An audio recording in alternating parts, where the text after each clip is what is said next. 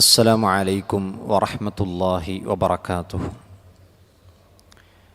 ബിസ്മില്ലാ അൽഹംദുലില്ലാഹി റബ്ബിൽ ആലമീൻ വസല്ലല്ലാഹു വസല്ലമ വബാറക അലാ നബിയ്യിനാ മുഹമ്മദ് വഅലാ ആലിഹി വസ്വഹ്ബിഹി വമൻ വാലാ. റബ്ബിശ്റഹ് ലീ സദ്രി വയസ്സിർ ലീ അംരി വഹ്ലുൽ ഉഖ്ദതം മിൻ ലിസാനി യഫ്ഖഹു ഖൗലി. يا أيها الذين آمنوا اتقوا الله حق تقاته ولا تموتن إلا وأنتم مسلمون. ഏറെ ബഹുമാനം നിറഞ്ഞ വിശ്വാസിനികളായ സഹോദരി സഹോദരന്മാരെ, അല്ലാഹു സുബ്ഹാനഹു തആലയുടെ വിധിവിലക്കുകൾ ജീവിതത്തിൻ്റെ മുഴുവൻ മേഖലകളിലും പാലിക്കാൻ അല്ലാഹു സുബ്ഹാനഹു തആല നമുക്ക് തൗഫീക്ക് നൽകുമാറാകട്ടെ. വിശുദ്ധ ഖുർആൻ 2-ാം അധ്യായം സൂറത്തുൽ ബഖറ, അതിൻ്റെ 196 വരെയുള്ള വചനങ്ങളാണ് നമ്മൾ പഠിച്ചത്. അവസാന ക്ലാസ്സിൽ ഹജ്ജും ഉംറയും പൂർത്തീകരിച്ച് ചെയ്യണം എന്ന അള്ളാഹുവിൻ്റെ കൽപ്പനയും, ഇനി ആർക്കെങ്കിലും ഇഹ്റാമിലേക്ക് പ്രവേശിച്ച് ഹജ്ജും ഉംറയും പൂർത്തീകരിക്കാൻ കഴിഞ്ഞില്ല എങ്കിൽ അവൻ അതിന് ഫിദിയയായി പ്രായശ്ചിത്തമായി ബലി നൽകണമെന്നും, ഇഹ്റാമിൽ നിന്ന് ഇടക്ക് വച്ച് പൂർത്തീകരിക്കാൻ കഴിയാതെ ഇഹ്റാമിൽ നിന്ന് പുറത്തു വരേണ്ട ഒരു സാഹചര്യം ഉണ്ടെന്ന് നേരത്തെ കണ്ടാൽ ഇഹ്റാം വെക്കുമ്പോൾ തന്നെ ഷർത്ത് വെച്ചുകൊണ്ട് വേണം ഇഹ്റാം വെക്കണം എന്ന് നമ്മൾ മനസ്സിലാക്കി. അതോടൊപ്പം ഹജ്ജിനും ഉംറക്കും ബലികർമ്മത്തെ ഹറമിൻ്റെ ഉള്ളിൽ എത്തിയതിന് ശേഷം മാത്രമാണ് മുടി കളയേണ്ടതെന്നും, മുടി കളയുന്നതുമായി ബന്ധപ്പെട്ട് ചില ആളുകൾക്ക് ഉദ്ർ നൽകപ്പെട്ടിട്ടുണ്ട്. അത് നമ്മൾ കഴിഞ്ഞ ക്ലാസ്സിൽ പഠിച്ചു. ഇനി നോക്കൂ, നബി സല്ലല്ലാഹു അലൈഹി വസല്ലമ ഹജ്ജിൻ്റെ 3 രൂപങ്ങൾ നമുക്ക് പഠിപ്പിച്ചു തന്നതിനെ സംബന്ധിച്ച് നമ്മൾ വിശദീകരിക്കുകയുണ്ടായി.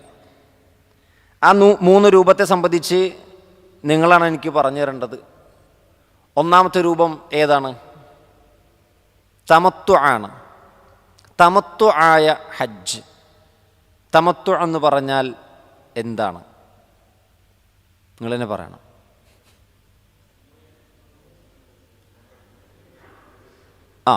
ഉംറക്കും ഹജ്ജിനും ഒരുമിച്ച് ഇഹ്റാമിൽ പ്രവേശിക്കുന്നതിനാണ് തമത്തു എന്ന് പറയാം.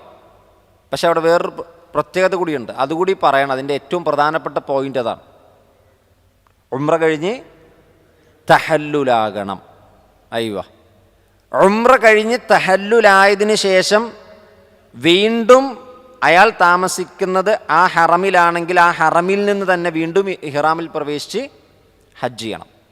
കഴിഞ്ഞ ക്ലാസ്സിൽ ഒരാളൊരു സംശയം ചോദിച്ചു.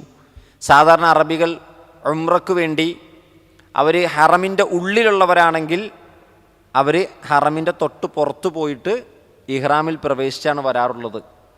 പക്ഷേ ഇവിടെ ഹറമിലുള്ള ആളുകൾ ഹറമിൽ നിന്ന് തന്നെ ഇഹ്റാമിൽ പ്രവേശിക്കണമെന്ന് പറഞ്ഞല്ലോ.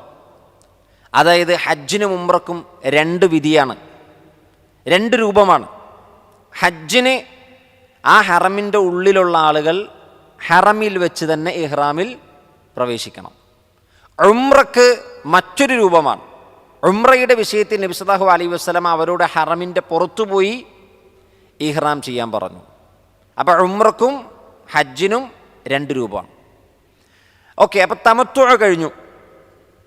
ഉംറക്കും ഹജ്ജിനും ഒരുമിച്ച് ഇഹ്റാം വെക്കുന്നു. പക്ഷേ ഉംറയിൽ നിന്ന് തഹല്ലുലായതിന് ശേഷം വീണ്ടും ഇഹ്റാമിൽ പ്രവേശിച്ച് ഹജ്ജ് ചെയ്യുന്നു. ഇനി രണ്ടാമത്തെ രൂപം ഖിറാൻ. എങ്ങനെയാണ് ഖിറാൻ ഹജ്ജ് ചെയ്യുക? പറഞ്ഞോളൂ. ഖിറാൻ എന്ന് പറഞ്ഞാൽ തന്നെ അറിയാലോ, രണ്ടും കൂടി ഒരുമിച്ചാണ്. തമത്തു എന്ന് പറഞ്ഞാൽ ഈ ഉംറയുടെയും ഹജ്ജിൻ്റെ ഇടയിൽ കുറച്ച് ഗ്യാപ്പിൽ സുഖമെടുക്കുന്നതിനാണ് തമത്തു എന്ന വാക്ക് പറയുക.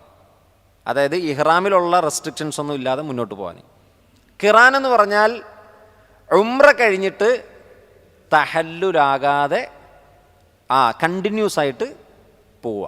ഉംറയും ചെയ്തു, കണ്ടിന്യൂസ് ആയിട്ട് ഹജ്ജും ചെയ്തു, ഒറ്റ ഇഹ്റാമിൽ. മൂന്നാമത്തത് ഇഫ്രാദ്. എന്താണ് ഇഫ്രാദ്? ഹജ്ജ് മാത്രം ലക്ഷ്യം വെക്കുക, ഉംറ ചെയ്യാതിരിക്കുക.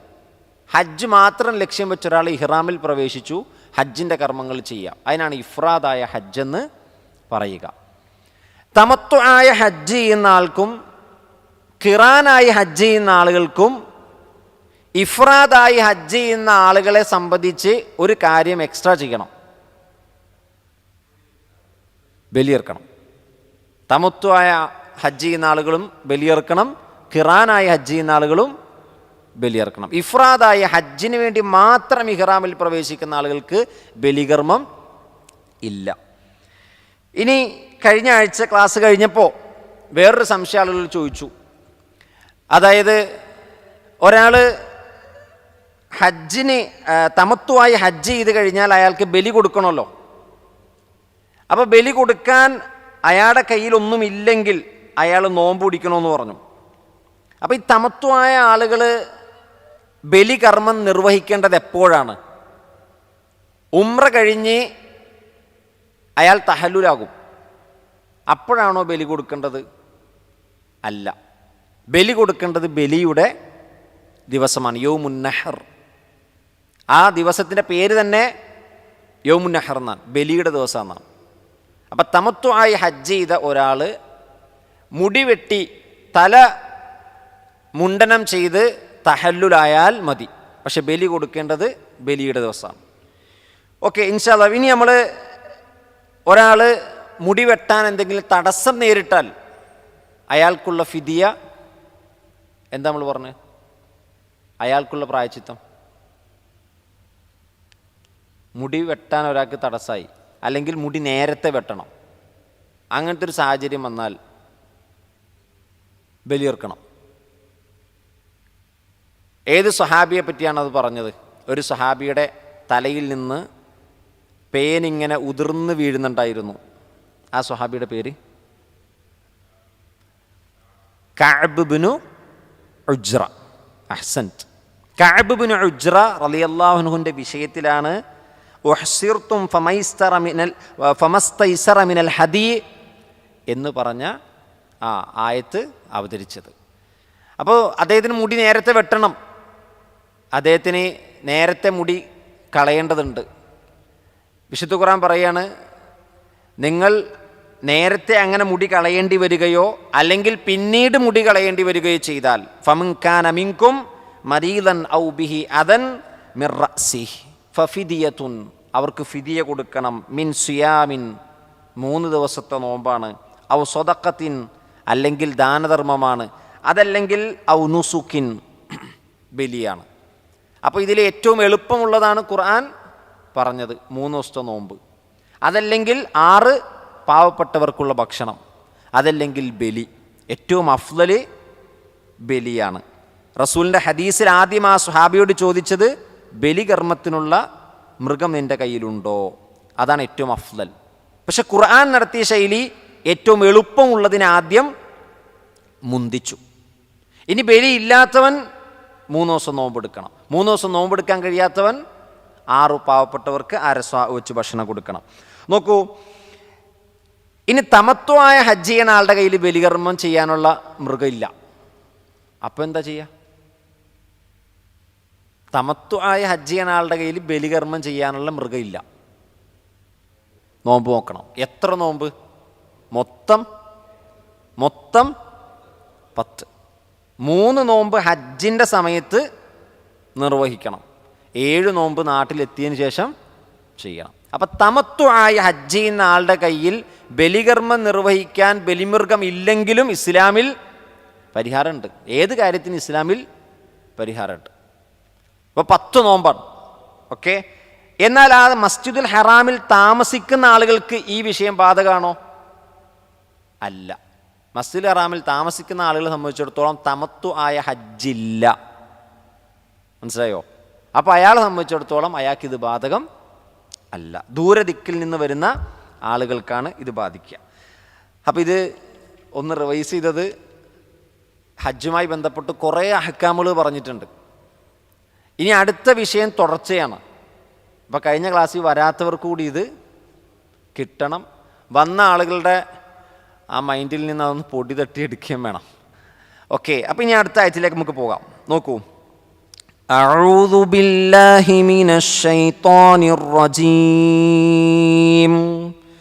ബിസ്മില്ലാഹിർ റഹ്മാനിർ റഹീം. അൽ ഹജ്ജു അശ്ഹുറും മഅലൂമാത്ത്. അൽ ഹജ്ജ്, ഹജ്ജ് എന്ന് പറഞ്ഞാൽ അഷ്ഹുറും മഅലൂമാത്ത്, അതറിയപ്പെട്ട മാസങ്ങളിലാകുന്നു. ഷെഹർ എന്നതിൻ്റെ ജംആണ് അഷ്ഹുർ. രണ്ട് ജംഉണ്ട്, ഷുഹൂറുമുണ്ട് അഷ്ഹുറുമുണ്ട്. ഷുഹൂറും അഷ്ഹുറും രണ്ട് ജംഉണ്ട്. അതൊന്ന് ജസ്റ്റ് എഴുതി പോവാ കേട്ടോ. അപ്പം ഹജ്ജിൻ്റെ മാസങ്ങളെന്ന് പറഞ്ഞാൽ അത് അറിയപ്പെട്ട മാസങ്ങളാകുന്നു. അത് അറിയപ്പെട്ട മാസങ്ങളാകുന്നു. ഷഹ്റുൻ ജംഅ് അഷ്ഹുറുൻ അല്ലെങ്കിൽ ഷുഹൂർ. ഖുർആൻ ഇത് രണ്ടും പ്രയോഗിച്ചിട്ടുണ്ട്. ഖുർആൻ ഇത് രണ്ടും പ്രയോഗിച്ചിട്ടുണ്ട്. അള്ളാൻ്റെ അടുക്കൽ ഇസ്നാ അശറ ഇദ്ദത്തൻ മിൻ ഇൻദില്ലാഹി ഇദ്ദത്തൻ, എന്തായത്? ഇന്ന ഇദ്ദത ശുഹൂരി ഇൻദല്ലാഹ്, അള്ളാഹുവിൻ്റെ അടുക്കൽ മാസങ്ങളുടെ എണ്ണം ഇസ്നാ അശർ. അവിടെ മാസങ്ങളെന്ന് പറഞ്ഞപ്പോൾ ഷുഹൂർ എന്നാണ് ഖുർആൻ പ്രയോഗിച്ചത്. അപ്പോൾ രണ്ട് രൂപത്തിലുള്ള ജംഉം ഖുർആൻ ഉപയോഗിച്ചിട്ടുണ്ട്. അപ്പോൾ ഹജ്ജ് അറിയപ്പെട്ട മാസങ്ങളിലാകുന്നു. ഏതാണ് ഈ അറിയപ്പെട്ട മാസം? ഇബ്നു ഉമർ റളിയല്ലാഹു അൻഹു, ഇബ്നു അബ്ബാസ്, ഭൂരിപക്ഷ പണ്ഡിതന്മാരുടെ അഭിപ്രായത്തിൽ 3 മാസങ്ങളാണ് എണ്ണിയത്. ശവ്വാൽ, ദുൽഖഅദ, ദുൽഹിജ്ജ. ഇത് ഉലമാക്കൾക്കിടയിൽ വലിയ ചർച്ച ചെയ്ത ഒരു വാചകമാണ് അൽ ഹജ്ജു അഷ്ഹുറും മഅലൂമാത്ത്. ചില ഉലമാക്കൾ പറഞ്ഞു എല്ലാ മാസത്തിലും ഒരാൾക്ക് ഹജ്ജിന് ഇഹ്റാമിൽ പ്രവേശിക്കാമെന്ന് പറഞ്ഞു. എല്ലാ മാസത്തിലും ഹജ്ജിൽ ഇഹ്റാമിൽ പ്രവേശിക്കാം. എന്നാൽ ഇമാം ഷാഫി റഹ്മത്തുള്ളാഹി അലൈഹി ഇതിനെ കണ്ണിച്ചുകൊണ്ട് പറയുകയാണ്, ഇവിടെ അല്ലാഹു സുബ്ഹാനഹു വ തആല പറഞ്ഞ അൽ ഹജ്ജു അഷ്ഹുറും മഅലൂമാത്ത്, അത് അറിയപ്പെട്ട മാസങ്ങളാണ്. എല്ലാ മാസങ്ങളിൽ ഏതെങ്കിലും മാസം ഇഹ്റാമിൽ പ്രവേശിച്ചാൽ അത് ഹജ്ജിൻ്റെ ഇഹ്റാമായി പരിഗണിക്കില്ല. മറിച്ച് ശവ്വാലിലോ ദുൽഖഅദിലോ ദുൽഹിജ്ജയിലോ ഇതിൽ ഏതെങ്കിലും ഒന്നിലൊരാൾ ഇഹ്റാമിൽ പ്രവേശിച്ചാൽ അത് ഇഹ്റാമായി പരിഗണിക്കും.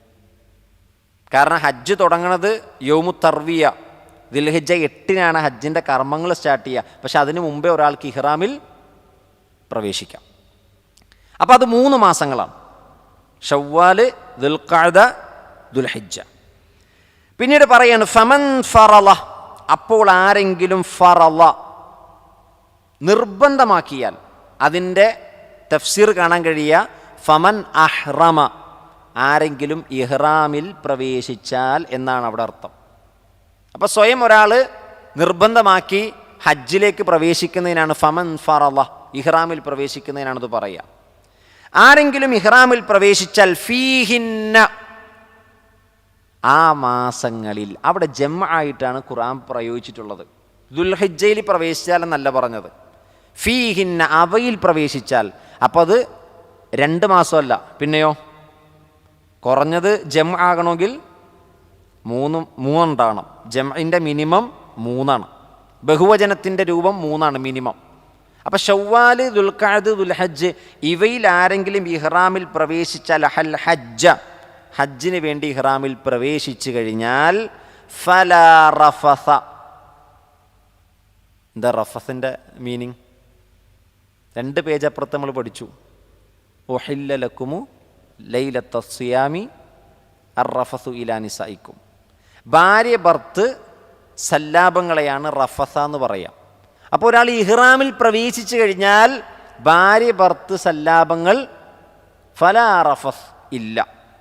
വലാ ഫുസൂഖ്, തോന്നിവാസങ്ങൾ, ഉലമാക്കൾ അതിന് വിശദീകരണം കൊടുത്തത് അൽ മആസി, ഏത് പാപവും പ്രത്യേകിച്ച് നബി സല്ലല്ലാഹു അലൈഹി വസല്ലമ ഫുസൂഖ് എന്ന് പ്രത്യേകം ചില തിന്മകൾ എടുത്തു പറഞ്ഞു. സിബാബുൽ മുസ്ലിമി ഫുസൂഖുൻ, മുസ്ലിമിനെ ചീത്ത പറയൽ അത് ഫിസ്ഖാണ്, അത് തെമ്മാടിത്തരമാണ്, തോന്നിവാസമാണ്.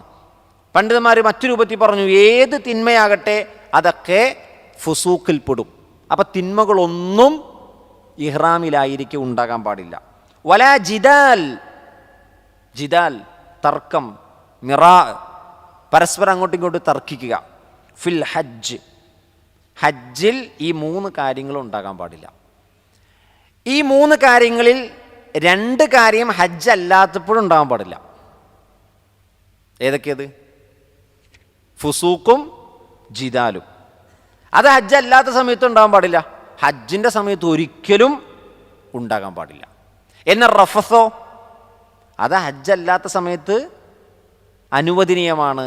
അപ്പോൾ ഇസ്ലാം അനുവദിച്ച ഒരു കാര്യവും ഇസ്ലാം എല്ലായ്പ്പോഴും അനുവദിക്കാത്ത 2 കാര്യങ്ങളും, അങ്ങനെ മൊത്തം 3 കാര്യങ്ങളെ ചേർത്തുകൊണ്ട് പറഞ്ഞു ഇതൊന്നും ഹജ്ജിൻ്റെ സമയത്തുണ്ടാകാൻ പാടില്ല.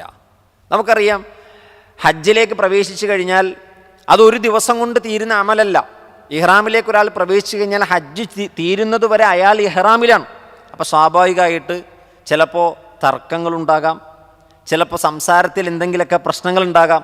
ഇതൊന്നും ഉണ്ടാകാതിരിക്കാൻ വേണ്ടി ഇസ്ലാം കൃത്യമായി ഹജ്ജിൻ്റെ രൂപം പറയുകയാണ്. ആ ഹജ്ജ് ബാത്തിലായി പോകാതിരിക്കാനുള്ള കരുതലാണ്, ജാഗ്രതയാണ് ഒരു വിശ്വാസിക്ക് എപ്പോഴും ഉണ്ടാകേണ്ടത്. അതിലേറ്റവും പ്രധാനപ്പെട്ടതാണ് റഫസിനെ പറ്റി പറയുമ്പോൾ ഭാര്യ ഭർത്തൃ സല്ലാപത്തിൽ അത് ലൈംഗിക ബന്ധം മാത്രമല്ല, ഭാര്യയെ ചുംബിക്കുന്നത് പോലും പാടില്ല എന്ന് പണ്ഡിതന്മാർ ഹജ്ജിൻ്റെ വിഷയത്തിൽ ചേർത്തി പറഞ്ഞിട്ടുണ്ട്. അപ്പോൾ ഭാര്യയെ ചുംബിക്കുന്നതും ഭാര്യയുമായിട്ട് കൊച്ചു വർത്താനങ്ങൾ, അതായത് ഭാര്യ ഭർത്തൃ ബന്ധത്തിൽ സംസാരിക്കുന്ന സംസാരങ്ങൾ വരെ ഒഴിവാക്കേണ്ടതാണ്. വല്ലാഹു തആല ആലം. വലാ ഫുസൂഖിനെ പറ്റി പറഞ്ഞു, ഫിസ്ഖിൻ്റെ ജംആണ് ഫുസൂഖ്, തെമ്മാടിത്തരങ്ങൾ, തോന്നിവാസങ്ങൾ. മആസി, ഏതു പാപവും അതിൽപ്പെടും. വലാ ജിദാൽ, തർക്കങ്ങൾ. അത് ഹജ്ജിൻ്റെ സമയങ്ങളിൽ ആ തർക്കം ഉണ്ടാകാൻ പാടില്ല, ഹജ്ജിൻ്റെ ആരാധനകൾ നിർവഹിക്കുമ്പോഴും ആ തർക്കം ഉണ്ടാകാൻ പാടില്ല.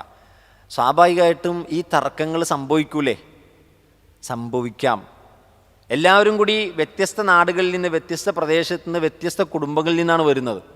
ഹജ്ജിൻ്റെ ക്ലാസ് ചിലപ്പോൾ വ്യത്യസ്ത ഉസ്താദന്മാരിൽ നിന്നായിരിക്കും കേട്ടിട്ടുണ്ടാവുക. ഹജ്ജ് ചെയ്തുകൊണ്ടിരിക്കുന്ന ഇടയ്ക്കിലായിരിക്കും നമ്മൾ മനസ്സിലാക്കിയതിന് വിപരീതമായി വേറൊരാൾ ചെയ്യാനുണ്ടാവും. അപ്പോൾ അത് ചർച്ചയാവും. ചില ആളുകൾ ചർച്ച വിവാദമാക്കും. അവൻ ചെയ്ത് തെറ്റാണെന്ന് തന്നെ ചിലപ്പോൾ പറയും. ചിലപ്പോൾ അത് തർക്കമാവും, അടിയാവും, ബഹളാവും, പ്രശ്നമാവും. അപ്പം മനസ്സിലാക്കിയത് വേറൊരാൾ അതിന് വിപരീതമായി ചെയ്യണ കാണുമ്പോൾ നമ്മളവിടെ തർക്കിക്കാൻ പാടില്ല. നമ്മൾ അത് അറിവ് അന്വേഷിക്കുന്ന രൂപത്തിൽ എന്താ അങ്ങനെ ചെയ്തതെന്ന് ചോദിക്കുക, ചർച്ച ചെയ്യുക, പഠിക്കുക. മറിച്ച് ഇത് ശൈത്താൻ അങ്ങനെയാണല്ലോ, ഒരു കാര്യം ചെയ്യാൻ ഇറങ്ങിക്കഴിഞ്ഞാൽ നല്ല കാര്യത്തിന് ഇറങ്ങിയാലും ചിലപ്പോൾ അവിടെ ഒരു പ്രശ്നം ഉണ്ടാക്കും. അതുകൊണ്ട് തന്നെ വിശുദ്ധ ഖുർആൻ ഹജ്ജിൻ്റെ കാര്യം പറഞ്ഞപ്പോൾ വേറെ ഒരു കർമ്മത്തിനും പറയാത്ത രൂപത്തിലുള്ള ജാഗ്രതയാണ് എടുത്തത്. റഫസ് പാടില്ല, ഫുസൂഖ് പാടില്ല, ജിദാല് പാടില്ല. ഇതിലെല്ലാം ഉണ്ട്. ഇനി ഇതല്ലാത്തൊരു തിന്മ വേറെ ഇല്ല. ഫുസൂഖിനെ എല്ലാ തിന്മകളെയും ഉൾപ്പെടുത്തി. ജിദാല് ചെറിയ ചെറിയ തർക്കങ്ങൾ പോലും ഉണ്ടാകാൻ പാടില്ല എന്ന് പറഞ്ഞു. നോക്കൂ, അതിനുശേഷം അല്ലാഹ് പറയുന്നു, വമാ തഫ്അലൂ മിൻ ഖൈരിൻ യഅലമുഹുല്ലാഹ്. വമാ തഫ്അലൂ, നിങ്ങൾ പ്രവർത്തിക്കുന്ന ഏതൊന്നും മിൻ ഖൈരിൻ, നന്മകളിൽ നിന്ന്, ഖൈറുകളിൽ നിന്ന്, യഅലമുഹുല്ലാഹ്, അല്ലാഹു അത് അറിയുന്നുണ്ട്. യഥാർത്ഥത്തിൽ 3 കാര്യങ്ങളെ വിലക്കിയതിന് ശേഷം അല്ലാഹു സുബ്ഹാനഹു വ തആല പറയുകയാണ്, നിങ്ങൾ ഇനി ഏത് നന്മ ചെയ്താലും അതല്ലാഹ് അറിയും. അതിൻ്റെ അർത്ഥം തിന്മകളെ വിലക്കുകയും നന്മകൾ ചെയ്യാനുള്ള പ്രേരണയുമാണ് അല്ലാഹു സുബ്ഹാനഹു വ തആല നടത്തിയിട്ടുള്ളത്. അപ്പോൾ ഏത് നന്മ ചെയ്താലും അത് ചെറുതാകട്ടെ അല്ലാഹു സുബ്ഹാനഹു വ തആല അത് അറിയുന്നുണ്ട്. അപ്പോൾ ഹജ്ജ് കർമ്മം ചെയ്യുന്ന സന്ദർഭത്തിൽ ഒരു വിശ്വാസി പരമാവധി നന്മകൾ ചെയ്യാൻ വേണ്ടി അവൻ ശ്രമിക്കണമെന്നാണ് മുഫസ്സിറുകൾ ഈ ആയത്തിനെ വിശദീകരിച്ചുകൊണ്ട് നമുക്ക് പറഞ്ഞു തന്നിട്ടുള്ളത്. മഹാന ഇബ്നു കസീർ റഹ്മത്തുള്ളാഹി അലൈഹി ഈ ആയത്തിനെ വിശദീകരിക്കുന്നിടത്ത് അദ്ദേഹം പറയുകയാണ്, ലമ്മ നഹാഹും അൻ ഇത്യാനിൽ ഖബീഹ് ഖൗലൻ വഫിഅലൻ, നാവുകൊണ്ടും പ്രവൃത്തി കൊണ്ടും വരാവുന്ന മുഴുവൻ ഖബീഹായ കാര്യങ്ങളെയും അള്ളാഹു വിരോധിച്ചപ്പോൾ ഹസ്സഹും, അവരെ പ്രേരിപ്പിക്കുക കൂടി ചെയ്തു, അല ഫിഅലിൽ ജമീൽ, ഭംഗിയുള്ള എല്ലാ പ്രവർത്തനങ്ങളിലേക്കും അവരെ പ്രേരിപ്പിച്ചു. വ അഖ്ബറഹും അന്നഹു ആലിമുൻ ബിഹി, എന്നിട്ട് അവരെ അറിയിക്കുകയാണ്, അള്ളാഹു നിങ്ങൾ ചെയ്യണ ഏത് ചെറിയ കാര്യത്തെപ്പറ്റിയും അറിയുന്നുണ്ട്. വസയജ്സിഹിം അലൈഹി ഔഫറൽ ജസാഇ യൗമൽ ഖിയാമ, ഖിയാമത്ത് നാളിൽ അതിന് ഏറ്റവും നല്ല പ്രതിഫലം അള്ളാഹു നൽകുമെന്നും ഈ ആയത്ത് അറിയിക്കുന്നു. അപ്പം നമ്മൾ ചെയ്ത ഒരു കാര്യവും അള്ളാഹു വിട്ടുകളയുകയില്ല. ഫമൻ യഅമൽ മിസ്ഖാല ദർറത്തിൻ ഖൈറൻ യറ വമൻ യഅമൽ മിസ്ഖാല ദർറത്തിൻ ശർറൻ യറ. മലക്കുകൾ എഴുതാൻ വിട്ടുപോയാലും അള്ളാഹിൻ്റെ കിതാബിൽ നിന്ന് അത് പോവില്ല. മലക്കുകൾ വിട്ടുപോകില്ല, പക്ഷെ മലക്കുകൾക്ക് മനസ്സിലുള്ളത് അറിയാൻ പറ്റില്ല. ഒരാൾ ചെയ്ത് നന്മയിരിക്കും, പക്ഷെ അവൻ്റെ മനസ്സിലെ നീയത്ത് മോശമാണെങ്കിൽ അത് തീരുമാനിക്കാൻ അള്ളാഹുവിനെ കഴിയൂ. ഒരാൾ ഒരു കാര്യം ചെയ്തു പോയി, പക്ഷെ അത് അബദ്ധത്തിൽ ചെയ്തതാണ്, ഒരിക്കലും അവൻ്റെ മനസ്സിൽ അങ്ങനെ ഒരു കാര്യമേ ഇല്ല. അതിനെ ജഡ്ജ് ചെയ്ത് തീരുമാനിക്കാൻ കഴിയുന്നത് അള്ളാഹുവിനേ ഉള്ളൂ. അപ്പം നമ്മളൊരു കാര്യം ഇനി ചെയ്തു, ഒരാളും അറിഞ്ഞിട്ടില്ല, പക്ഷെ നമ്മളാരും പ്രശംസിച്ചില്ല, ആരും നമ്മളെ നന്മയെ എടുത്തു പറഞ്ഞില്ല. നമ്മൾ മനസ്സിലാക്കണം, യഅലംഹുല്ലാഹ്, അല്ലാഹു സുബ്ഹാനഹു വ തആല നമ്മുടെ നന്മ അറിഞ്ഞിട്ടുണ്ട്, അത് മതി. എൻ്റെ റബ്ബ് ഇത് അറിഞ്ഞിട്ടുണ്ട്. ഇതാണ് ഒരു വിശ്വാസിയുടെ മനസ്സിൽ എപ്പോഴും ഉണ്ടാകേണ്ടത്. ഒരു നന്മ ചെയ്യുമ്പോൾ അത് അവരാരും അറിഞ്ഞില്ലല്ലോ, അവരൊന്ന് അറിയിക്കണമല്ലോ. അല്ലെങ്കിൽ ചില ആളുകൾക്കുണ്ട്, നന്മ ചെയ്താലൊന്ന് സോഷ്യൽ മീഡിയയിലൊന്ന് അറിയിച്ചില്ലെങ്കിൽ, ചില ആൾക്കുണ്ടല്ലോ സോഷ്യൽ മീഡിയയിൽ 2 വാക്ക് എഴുതിയിട്ടില്ലെങ്കിൽ ഉറക്കം വരാത്ത മനുഷ്യന്മാരുണ്ട്. അതങ്ങനെയാണ് ചില ആളുകൾക്ക്. ചില ആളുകൾക്ക് ഒരാളെ കാണുമ്പോൾ നല്ല ഉദ്ദേശത്തിലാണെങ്കിൽ കുഴപ്പമില്ല, പക്ഷെ അത് പരമാവധി ബാത്തിലാക്കാതെ നോക്കുക എന്നുള്ളതൊരു വിശ്വാസിയുടെ കടമയാണ്. കാരണം ഒരു നന്മ ചെയ്യുമ്പോൾ ആ നന്മ ചെയ്തു കഴിഞ്ഞാൽ പിശാച് പിന്നെടുക്കണ പണി ആ നന്മയുടെ വിഷയത്തിൽ നമുക്ക് ഉജബ് തോന്നിക്കലാണ്. നന്മ ചെയ്യിക്കാതിരിക്കാൻ പറ്റൂല എന്ന് ശൈത്താൻ അറിയാം, ഇവനെ കൊണ്ട് നന്മ ചെയ്യിക്കാതിരിക്കാൻ പറ്റൂല. അപ്പോൾ പിന്നെ ശൈത്താൻ അടുത്ത ആയുധം എടുക്കും, അവൻ്റെ ആവനാഴിയിലെ അവസാനത്തെ അസ്ത്രം എടുക്കും. അതെന്താണ്? അത് അവൻ നന്മ ചെയ്തല്ലോ, ഇനി നന്മ ചെയ്യുമ്പോൾ അവൻ്റെ മനസ്സിലൊരു ഉജബ് തോന്നിക്കും, ഞാൻ എല്ലാവരേക്കാളും ഉഷാറാണ്, അവന് ചെയ്യാൻ പറ്റാത്ത കാര്യം എനിക്ക് പറ്റിയല്ലോ എന്ന് അവന് തോന്നും. ഈ ഉജബ് ഒരാളുടെ മനസ്സിൽ വന്നാൽ അയാളുടെ അമല് ബാത്തിലാവും. അതുകൊണ്ട് ഉലമാക്കൾ പറഞ്ഞത്, രാത്രി നീ എഴുന്നേറ്റ് നിസ്കരിച്ചിട്ട് നിനക്ക് തോന്നുകയാണ് മറ്റുള്ളവരെക്കാളൊക്കെ ഞാൻ യോഗ്യനാണെന്ന് തോന്നിയാൽ നീ ആ രാത്രി നിസ്കാരം ഉപയോഗിച്ച് കിടന്നുറങ്ങണതാണ് നിനക്ക് നല്ലത്. സുന്നത്ത് നോമ്പുകൾ എടുക്കണ ഒരു മനുഷ്യന് തോന്നുകയാണ് ഞാൻ മറ്റൊരാളെക്കാളും നല്ലവനാണെന്ന് തോന്നുകയാണ്, അല്ലെങ്കിൽ മറ്റൊരാൾക്കൊന്നും ഇതേപോലെ ചെയ്യാൻ പറ്റില്ല, ഞാനാണ് ഇതൊക്കെ ചെയ്യണമെന്ന് ഒരാൾക്ക് ഉജബ് തോന്നിയാൽ, സ്വന്തത്തെപ്പറ്റി അത്ഭുതം തോന്നിയാൽ അവൻ ആ സുന്നത്ത് നോമ്പ് എടുക്കാതിരിക്കുന്നതാണ് അവൻ ഏറ്റവും ഹൈറ്.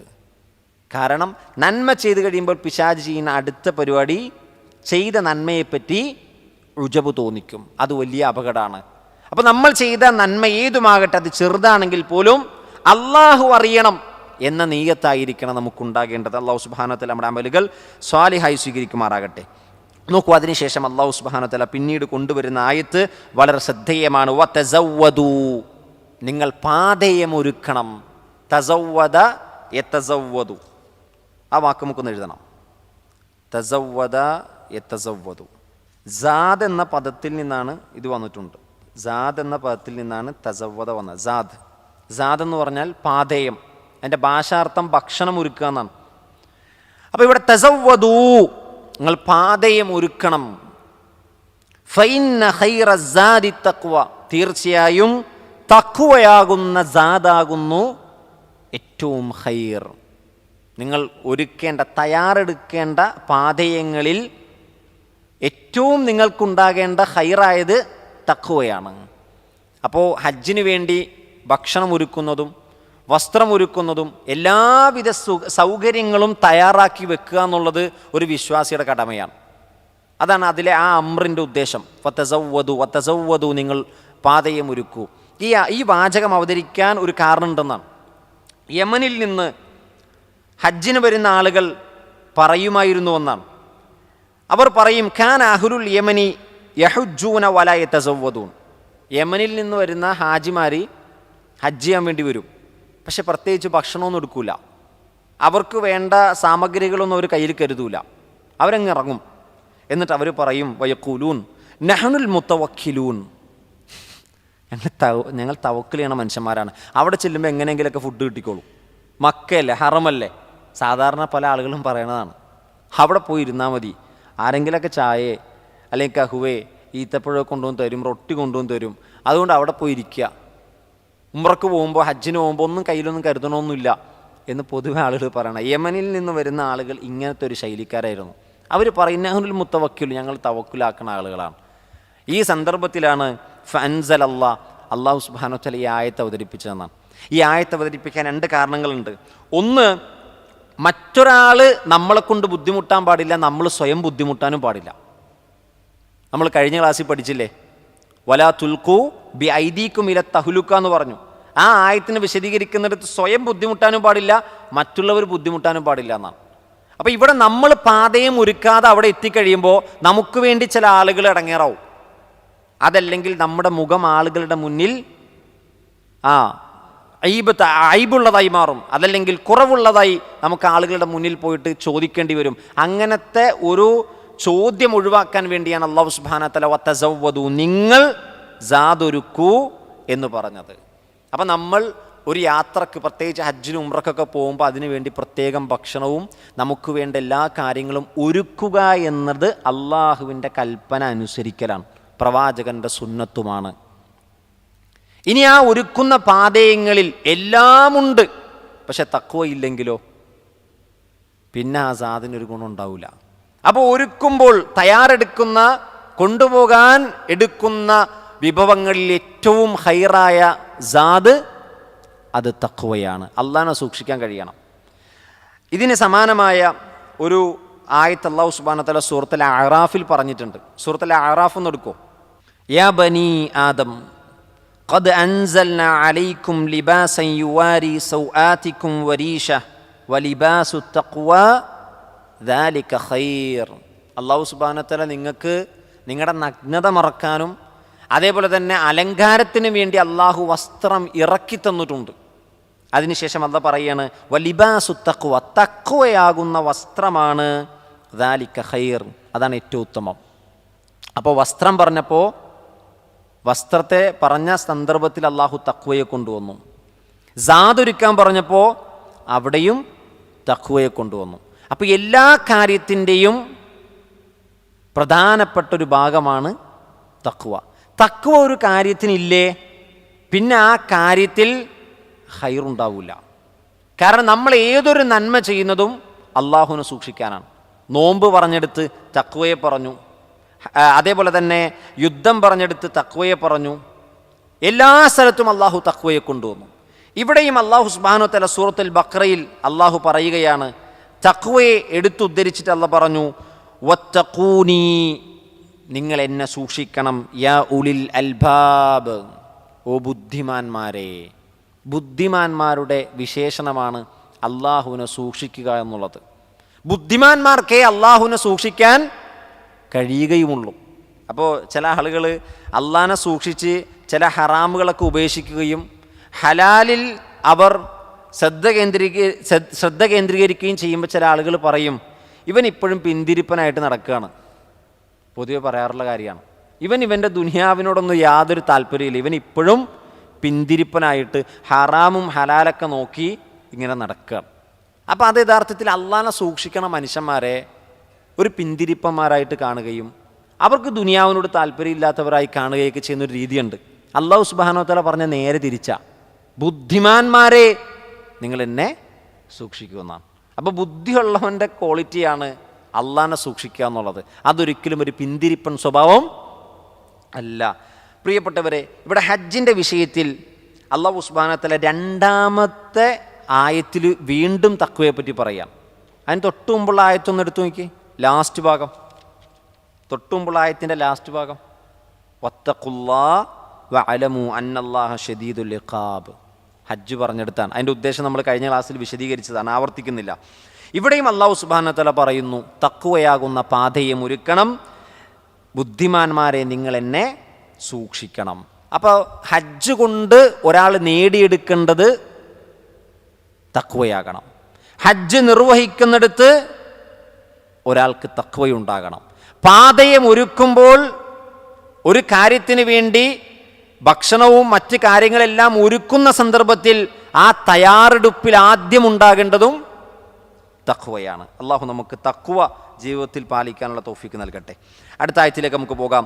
ലൈസ അലൈക്കും ജുനാഹ്, ലൈസ അലൈക്കും ജുനാഹ്, ലൈസ അലൈക്കും നിങ്ങളുടെ മേലില്ല, ജുനാഹുൻ കുറ്റമില്ല, തെറ്റില്ല, അൻ തബ്തഗൂ തേടുവാൻ നിങ്ങൾ തേടുന്നതിനെ തൊട്ട് കുറ്റമില്ല, ഫദ്ലം മിർ റബ്ബിക്കും നിങ്ങളുടെ റബ്ബിൻ്റെ അടുക്കൽ നിന്നുള്ള ഫദ്ല് തേടുന്നതിന് യാതൊരു പ്രയാസമില്ല. ഹജ്ജിൻ്റെ സമയത്ത് അള്ളാഹിൻ്റെ ഫദ്ല് തേടുന്നതിനെ പറ്റി പറയുകയാണ്. അപ്പോൾ ഈ ആയത്തിൻ്റെ ഉദ്ദേശം എന്താണ്? ഈ ആയത്ത് അവതരിക്കാൻ ഒരു കാരണമുണ്ട്. മുഫസ്സിറുകൾ പറയുകയാണ്, മക്കയിലെ പ്രധാനപ്പെട്ട 3 മാർക്കറ്റുകൾ കാനത്ത് ഉഖാലുൻ വ മജന്ന വ ദുൽമജാസ്, ഉഖാലയും മജന്നയും ദുൽമജാസും അസ്വാഖൽ ജാഹിലിയ, ജാഹിലിയ കാലഘട്ടത്തിലെ വലിയ മാർക്കറ്റാണ്.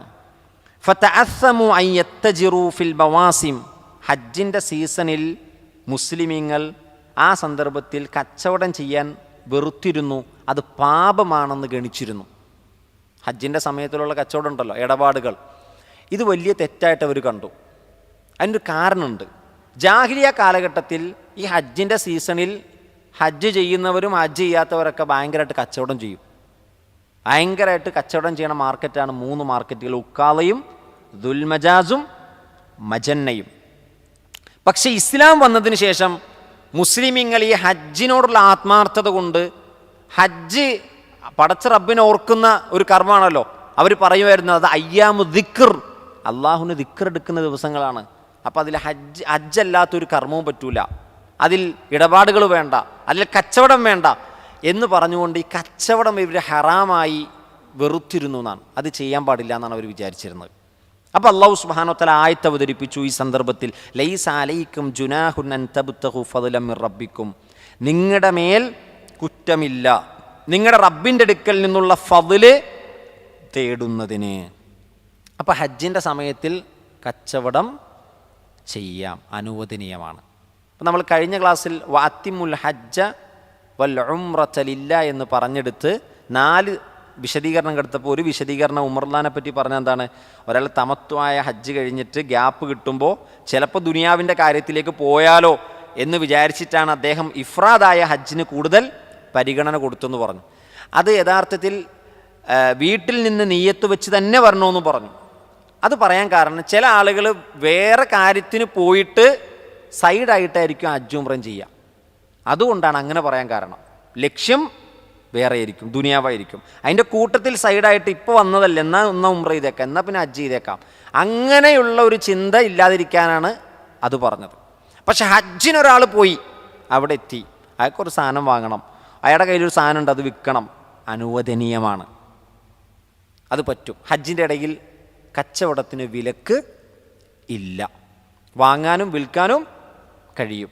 ഉമർ ഇബ്നു ഖത്താബ് റളിയല്ലാഹു അൻഹുവിനോട് ചോദിക്കുന്നുണ്ട്, സ്വഹാബാക്കൾ ചോദിക്കുന്നുണ്ട്, താബീങ്ങളും ചോദിക്കുന്നുണ്ട്, അമീർ മുഅ്മിനീൻ ഈ ഹജ്ജിൻ്റെ വേളയിൽ കച്ചവടത്തെ പറ്റി എന്താണ് അഭിപ്രായം? അപ്പോൾ ഉമർ റളിയല്ലാഹു അൻഹു പറയാണ്, അറബികൾ മക്കക്കാരുടെ കച്ചവടം എന്ന് പറഞ്ഞാൽ, ഉപജീവനം എന്ന് പറഞ്ഞാൽ തന്നെ അത് ഹജ്ജാണ്. നിങ്ങൾക്കറിയാലോ, ഒരു വർഷത്തെ മുഴുവൻ വരുമാനവും ആ നാട്ടിലുള്ള ആളുകൾ നേടിയെടുക്കുന്നത് ആ ഹജ്ജിൻ്റെ സീസണിലാണ്. ആ ഹജ്ജിൻ്റെ സീസണിൽ കിട്ടിയില്ലെങ്കിൽ പിന്നെ കിട്ടൂല എന്നാണ്. അതുകൊണ്ട് തന്നെ ഉമർ റളിയല്ലാഹു അൻഹു പറഞ്ഞ വാക്ക് അന്നും ഇന്നും എന്നും അർത്ഥവത്താണ്. മക്കക്കാരുടെ ഉപജീവനം എന്ന് പറഞ്ഞാൽ തന്നെ അത് ഹജ്ജാണ്, അവരുടെ കച്ചവടം എന്ന് പറഞ്ഞാൽ തന്നെ അത് ഹജ്ജാണ്. നോക്കുക, മഹാനായ അബ്ദുല്ലാഹി ഇബ്നു ഉമർ റളിയല്ലാഹു അൻഹുവിൻ്റെ അടുക്കൽ വന്നിട്ട് അദ്ദേഹം റിപ്പോർട്ട് ചെയ്യപ്പെടുന്ന ഒരു റിവായത്ത്, അൻ അബി ഉമാമ അത്തൈമി, അബു ഉമാമ റളിയല്ലാഹു അൻഹു പറയാണ്, ഖുൽതു ലി ഇബ്നു ഉമർ, ഞാൻ ഇബ്നു ഉമറിനോട് ചോദിച്ചു, ഇന്ന നുക്ര ഫഹല്ലന മിൻ ഹജ്ജ്, ഞങ്ങൾ ഹജ്ജിന് പോണ ആളുകളെ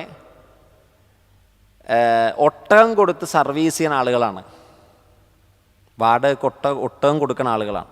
ഞങ്ങൾ ഹജ്ജിന് പോവുകയും ചെയ്യും, ഞങ്ങൾ ഞങ്ങളുടെ ഒട്ടകങ്ങളെ വാടകയ്ക്ക് കൊടുക്കും.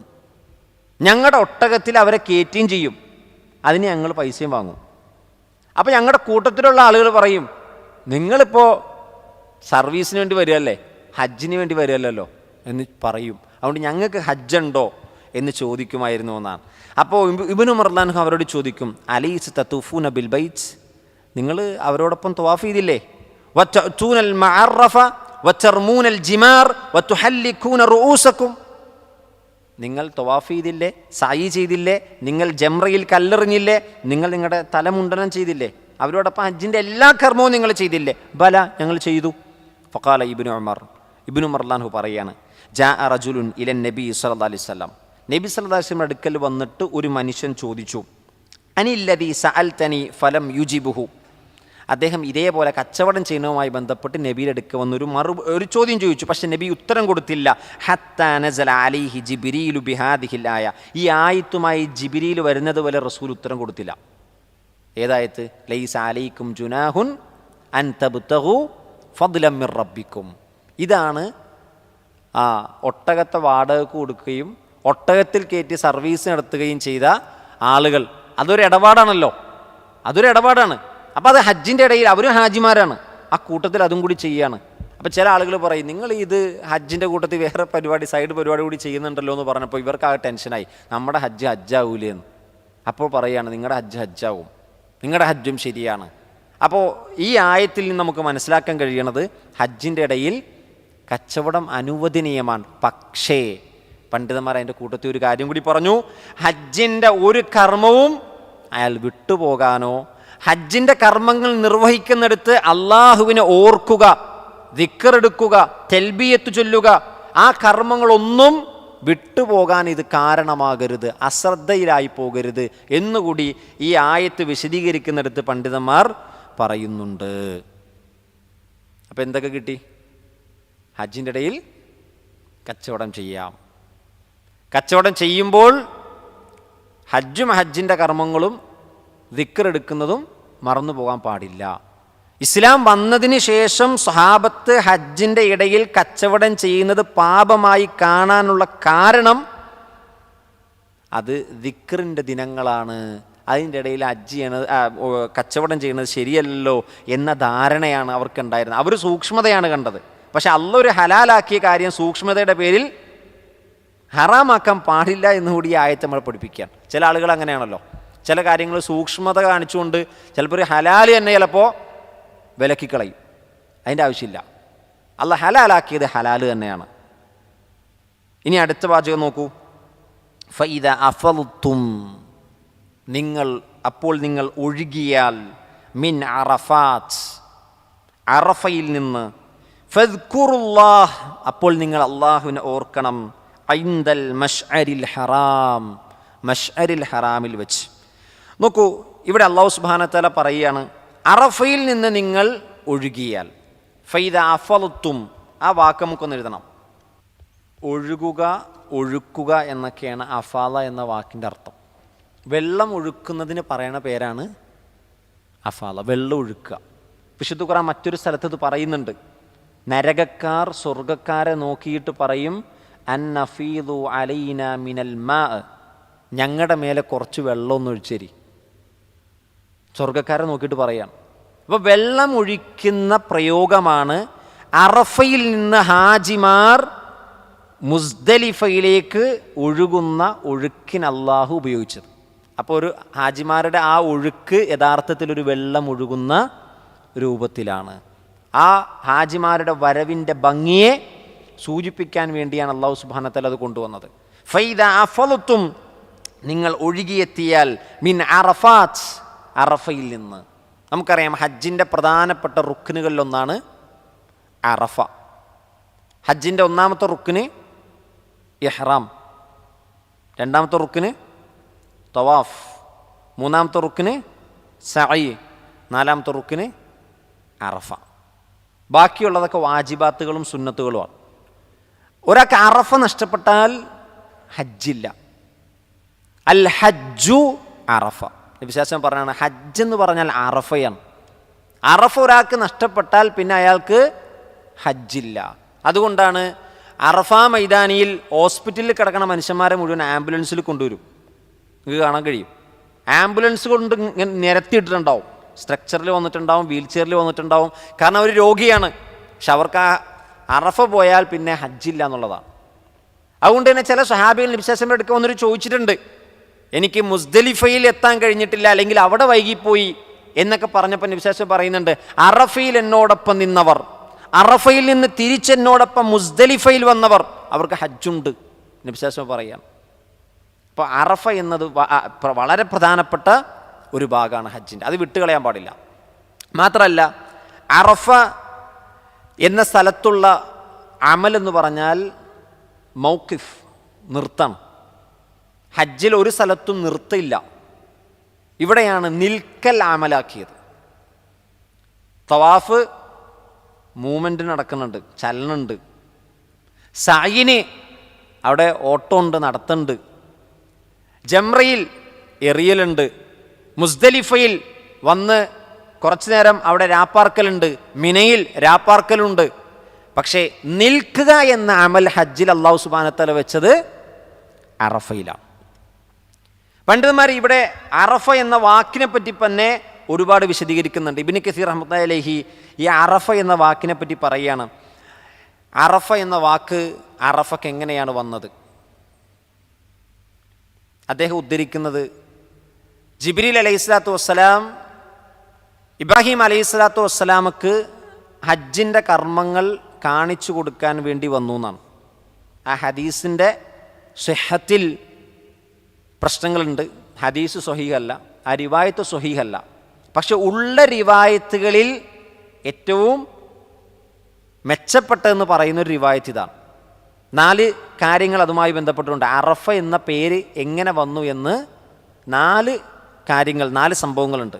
അതിലേറ്റവും പ്രധാനപ്പെട്ട ഒന്ന് ഇബ്നു കസീർ റഹ്മത്തുള്ളാഹി അലൈഹിയും ഇമാം ഇബ്നു ജരീർ തൊബരിയൊക്കെ ഉദ്ധരിച്ച ഈ റിപ്പോർട്ടാണ്. ഇത് സ്വഹീഹ് ഹദീസല്ല, അതുകൊണ്ട് തന്നെ അത് ആ നിലക്ക് കാണണം.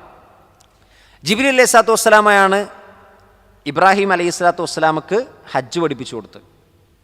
അറഫയിലെത്തിയ സന്ദർഭത്തിൽ ജിബ്രീൽ അലൈഹിസ്സലാത്തു വസ്സലാം ഇബ്രാഹിം നബിയോട് ചോദിച്ചു എന്നാണ്, കർമ്മങ്ങളൊക്കെ പഠിപ്പിച്ചു കൊടുത്തിട്ട് ചോദിച്ചു, അറഫ്ത്, താങ്കൾക്ക് മനസ്സിലായോ? താങ്കൾക്ക് കാര്യങ്ങളെല്ലാം അറിഞ്ഞോ? അപ്പോൾ അറഫയിൽ വെച്ചിട്ട് ഇബ്രാഹിം നബി പറഞ്ഞു എന്നാണ്, അറഫ്തു അറഫ്തു, ഞാൻ അറിഞ്ഞു, ഞാൻ മനസ്സിലാക്കി, എല്ലാം കഴിഞ്ഞു. കാരണം അറഫയാണ് അവസാനത്തെ റുക്കിന്. ലാസ്റ്റ് റുക്കിന് ഏതാണ്? അറഫയാണ്. റുക്കിനാണ് കേട്ടോ, വാജിബല്ല, സുന്നത്തല്ല. കാരണം അതിന് ശേഷം വേറെ കർമ്മങ്ങളുണ്ട്. അപ്പോൾ ഈ സന്ദർഭത്തിൽ അറഫ്തു എന്ന് പറഞ്ഞതിൻ്റെ അടിസ്ഥാനത്തിലാണ് അവിടെ അറഫ എന്ന് വന്നതെന്നാണ് ഇബ്നു കസീർ റഹ്മത്തുള്ളാഹി അലൈഹി വ്യത്യസ്ത ഉദ്ധരണികൾ കൊടുത്ത് ഉദ്ധരിക്കുന്നത്. ഇനി മറ്റൊരു അഭിപ്രായം എന്താണെന്ന് ചോദിച്ചാൽ, ലോകത്തിൻ്റെ വിവിധ ദിക്കുകളിലുള്ള ആളുകൾ എല്ലാവരും സംഗമിച്ച് പരസ്പരം പരിചയപ്പെടുന്ന സ്ഥലമാണ് അറഫ. അതുകൊണ്ട് തആറഫ, അവർ പരസ്പരം പരിചയപ്പെടുന്നു എന്ന് പറയപ്പെട്ടിട്ടുണ്ട്. മറ്റൊരു അഭിപ്രായം, ആദ്യമായി ഭൂമിയിലേക്ക് ഹവ്വ അലൈഹിസ്സലാത്തു വസ്സലാമയും ആദം നബിയെയും ഇറക്കിയപ്പോൾ ആദം നബിയും ഹവ്വ ബീവിയും കണ്ടുമുട്ടിയത് ഇവിടെ വെച്ചാണെന്ന് പറയപ്പെടുന്നു. ഈ എല്ലാ റിപ്പോർട്ടുകളും നബിയിലേക്ക് എത്തുന്ന സനദില്ല. അതുകൊണ്ട് തന്നെ അതിനെ ആ നിലക്ക് എടുത്താൽ മതി. ഏതെങ്കിലും ഒന്ന് ശരിയാണെന്ന് ഉറപ്പിക്കാനോ ഏതെങ്കിലും ഒന്ന് തെറ്റാണെന്ന് വാദിക്കാനോ നമുക്ക് കഴിയില്ല. വല്ലാഹു തആല അഅലം. ഇനി നോക്കൂ, അറഫയിൽ നിൽക്കൽ നിർബന്ധമാണ്. അറഫയിൽ നിൽക്കൽ ഏത് സമയം മുതലാണ് നിൽക്കൽ? ഏത് സമയം മുതൽ നിൽക്കേണ്ടത്? ലൊഹർ നിസ്കാരവും അസ്ർ നിസ്കാരവും കൂടി ഒരുമിച്ച് ജംആക്കി ലൊഹർ മുതൽ സൂര്യൻ അസ്തമിക്കുന്നതുവരെ അറഫയിൽ നിൽക്കണം. എന്നാൽ ഇസ്ലാം കടന്നു വരുന്നതിന് മുമ്പ് ജാഹിലിയത്തിൽ മക്കയിൽ ഹജ്ജ് ചെയ്യാൻ വരുന്ന ആളുകൾ സൂര്യാസ്തമയം വരെ അറഫയിൽ നിൽക്കൂല. അവർ ആ ഉച്ച സമയത്ത് സൂര്യൻ അവരുടെ തലക്ക് മുകളിൽ എത്തിക്കഴിഞ്ഞാൽ, അത് ഹദീസിൽ കാണാൻ പറ്റും, ആ സൂര്യൻ എല്ലാ ഹാജിമാരും ഒരുമിച്ചിരിക്കുമ്പോൾ ഇവരുടെ തലപ്പാവ് പോലെ സൂര്യൻ വരുമെന്നാണ്. അത് കഴിഞ്ഞാൽ ഇവരെല്ലാവരും അവിടെ നിന്ന് സ്ഥലം വിടും. ഇസ്ലാം വന്നതിന് ശേഷമാണ് ഇബ്രാഹിം നബി അലൈഹി സ്വലാത്തു വസ്സലാം ചെയ്തതുപോലുള്ള വ്യക്തമായ ഹജ്ജ് കാണിച്ചു കൊടുത്തത്. അറഫയിൽ സൂര്യാസ്തമയം വരെ നിൽക്കണം. സൂര്യാസ്തമയം കഴിഞ്ഞ ഒരാൾക്ക് നിൽക്കാൻ പറ്റുമോ? പറ്റും. ഒരാൾക്ക് പകലിൽ നിൽക്കാൻ കഴിഞ്ഞില്ല.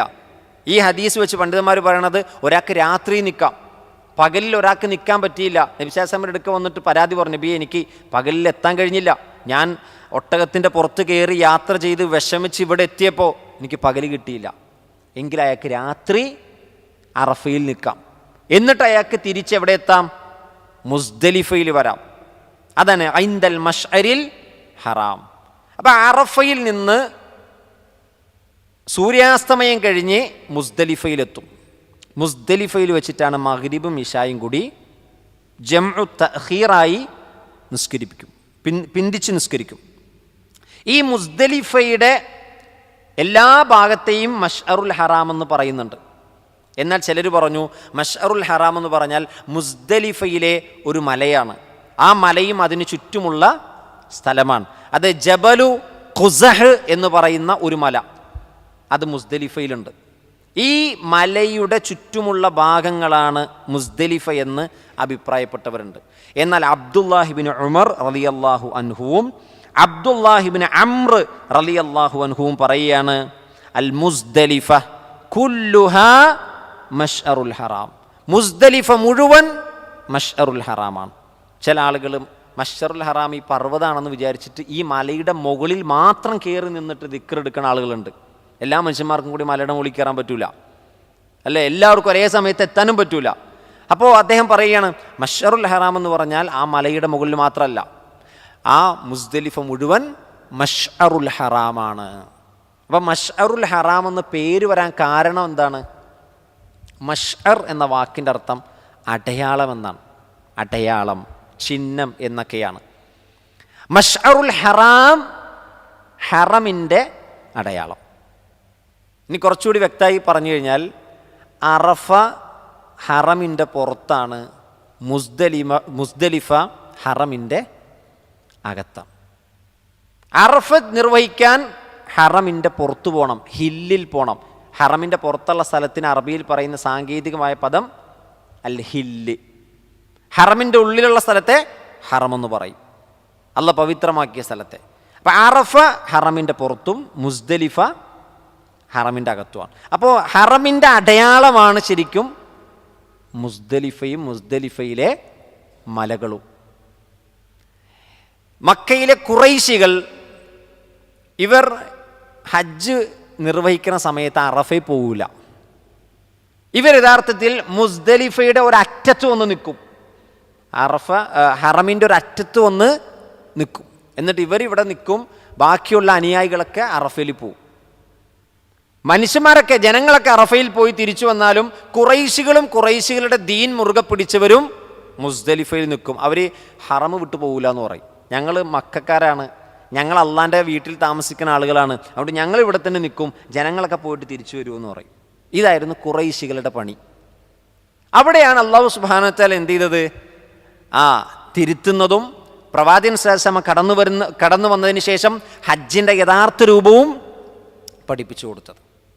അപ്പം മുസ്ദലിഫയിൽ വന്നു, ഹാജിമാർ മഗ്രിബും ഇശായും നിസ്കരിച്ചു. അവിടുന്ന് പിന്നീട് മിനയിലേക്ക് പോകും. രാവിലത്തെ സുബഹി നിസ്കാരം കഴിഞ്ഞിട്ട് മിനയിലേക്ക് പോകും. അപ്പം നോക്കൂ, മുസ്ദലിഫയെ മശ്അറുൽ ഹറാം എന്നാണ് വിശുദ്ധ ഖുർആൻ നടത്തിയ പ്രയോഗം. മശ്അറുൽ ഹറാം.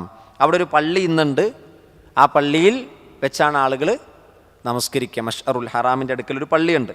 ആ പള്ളിയുടെ പേരല്ല കേട്ടോ മശ്അറുൽ ഹറാം. ചില ആളുകളൊക്കെ സിയാറത്തിന് പോകുമ്പോൾ ഈ പള്ളി കാണിച്ചിട്ട് മശ്അറുൽ ഹറാം എന്ന് പറയും. ആ പള്ളിയുടെ പേരല്ല, ആ സ്ഥലത്തിൻ്റെ പേരാണ് മശ്അറുൽ ഹറാം. കാരണം എല്ലാ സ്ഥലത്തും ആ സ്ഥലവുമായി ബന്ധപ്പെട്ട ഒരു പള്ളി ഉണ്ടാവും. ഇപ്പം ചില ആളുകൾ വിചാരിക്കുക ആ പള്ളിയാണെന്ന് വിചാരിച്ചിട്ട് അവിടെ ചെല്ലുന്നവരുണ്ട്. പള്ളിയല്ല, അത് മുസ്ദലിഫക്ക് പറയുന്നതാണ്. ഇനി അവിടെ എന്താ ചെയ്യേണ്ടത്? ഫദ്കുറുല്ലാ. മുസ്ദലിഫിലെ ഏറ്റവും പ്രധാനപ്പെട്ട കർമ്മം അവിടെ ചെന്ന് അള്ളാഹുവിനെ ഓർക്കുക, ദിക്ർ എടുക്കുക, തഹ്ലീൽ ചെയ്യുക, തക്ബീർ ചൊല്ലുക, തൽബിയത്ത് ചൊല്ലുക. അങ്ങനെ ദിക്റുകൾ ചെയ്യലാണ് മുസ്ദലിഫയിൽ എത്തിക്കഴിഞ്ഞാൽ അവർ ചെയ്യേണ്ട കർമ്മം. മുസ്ദലിഫയിൽ ഒരാൾ എത്തി, അറഫയൊക്കെ കഴിഞ്ഞാലും തിരിച്ച് മുസ്ദലിഫയിൽ എത്തിയാൽ നബി സല്ലല്ലാഹു അലൈഹി വസല്ലം പറയുകയാണ്, എന്നോടൊപ്പം ആരാണോ അറഫയിൽ നിൽക്കുകയും അറഫയിൽ നിന്ന് തിരിച്ച് മുസ്ദലിഫയിൽ എത്തുകയും ചെയ്തത് അവർക്ക് ഹജ്ജുണ്ട്. അതുകൊണ്ട് ചില പണ്ഡിതന്മാർ പറഞ്ഞു, മുസ്ദലിഫയിലെത്തലും റുക്കിനാണെന്ന് ഈ ഹദീസ് വെച്ച് പറഞ്ഞു. പക്ഷെ ഭൂരിപക്ഷ പണ്ഡിതന്മാരും പറഞ്ഞു മുസ്ദലിഫയിൽ എത്തുക എന്നുള്ളത് റുക്കനല്ല, അത് വാജിബാണ്. അത് വാജിബാണ്. ഏറ്റവും ശരിയായ അഭിപ്രായം അതാണ്. നോക്കൂ, പിന്നെ തുടർന്ന് അല്ലാഹു പറയാണ് വദ്കുറൂഹു, നിങ്ങൾ അവനെ ഓർക്കുകയും ചെയ്യണം, കമാ ഹദാക്കും, നിങ്ങൾക്ക് അല്ലാഹു ഹിദായത്ത് നൽകിയതുപോലെ. തൊട്ട് മുമ്പത്തെ വാചകത്തിൽ ഓർക്കണമെന്ന് പറഞ്ഞു, വീണ്ടും അല്ലാഹു പറയാണ് വദ്കുറു, നിങ്ങൾ ഓർക്കണം, കമാ ഹദാക്കും, നിങ്ങൾക്ക് ഹിദായത്ത് നൽകിയതുപോലെ. ഈ ഹിദായത്ത് കിട്ടണതിന് മുമ്പ് ആരായിരുന്നു അവർ? വഇൻ കുൻതും മിൻ ഖബ്ലിഹി ലമിനദ്ദാല്ലീൻ, തീർച്ചയായും ഈ ഹിദായത്ത് കിട്ടണതിന് മുമ്പ് അവർ വഴിപിഴവിലായിരുന്നു. അപ്പം ഈ ഹിദായത്ത് എന്ന് പറഞ്ഞാൽ അതുകൊണ്ട് അർത്ഥമാക്കുന്നത് മഹാനായ ഇബ്നു കസീർ റഹ്മത്തുള്ളാഹി അലൈഹി വിശദീകരിക്കുന്നുണ്ട്. അതിൻ്റെ അർത്ഥം ഖബ്ല ഹാദൽ ഹദി, ഈ ഇസ്ലാം കിട്ടുന്നതിന് മുമ്പ്, വഖബ്ലൽ ഖുർആൻ, ഖുർആൻ ലഭിക്കുന്നതിന് മുമ്പ്, വഖബ്ല റസൂൽ, റസൂൽ വരുന്നതിന് മുമ്പ്. അതാണ് ഹിദായത്ത് ലഭിക്കുന്നതിന് മുമ്പ് അവർ വഴിപിഴവിലായിരുന്നു എന്ന് പറഞ്ഞാൽ ഖുർആൻ അവതരിക്കുന്നതിന് മുമ്പ് അവർ വഴിപിഴവിലായിരുന്നു, റസൂൽ വരുന്നതിന് മുമ്പ് അവർ വഴിപിഴവിലായിരുന്നു. അവർ ഇബ്രാഹിം നബി പഠിപ്പിച്ച പോലുള്ള ഹജ്ജല്ല ചെയ്തിരുന്നത്. ഇബ്രാഹിം നബി കാണിച്ചു കൊടുത്ത രൂപത്തിലുള്ള ഹജ്ജ് ചെയ്യാൻ നബി സല്ലല്ലാഹു അലൈഹി വസല്ലമ വരേണ്ടി വന്നു, ഇസ്ലാം വരേണ്ടി വന്നു, ഖുർആൻ അവതരിക്കേണ്ടി വന്നു. അതുകൊണ്ടാണ് വദ്കുറൂഹു കമാ ഹദാക്കും, നിങ്ങൾക്ക് ഹിദായത്ത് കിട്ടിയതുപോലെ നിങ്ങൾ അല്ലാഹനെ ഓർത്തു. ഈ ഹജ്ജ് ഇങ്ങനെ ചെയ്യാൻ നിങ്ങൾക്ക് അല്ലാഹ് ഹിദായത്ത് നൽകിയതാണ്. ഇതിനു മുമ്പ് നിങ്ങൾ ഹജ്ജ് ചെയ്തത് അറഫയിൽ പാതി വഴിക്ക് വെച്ച് നിന്നു പോന്നു, തിരിച്ചു പോന്നു. ചിലർ അറഫയിലേക്ക് പോകൂല.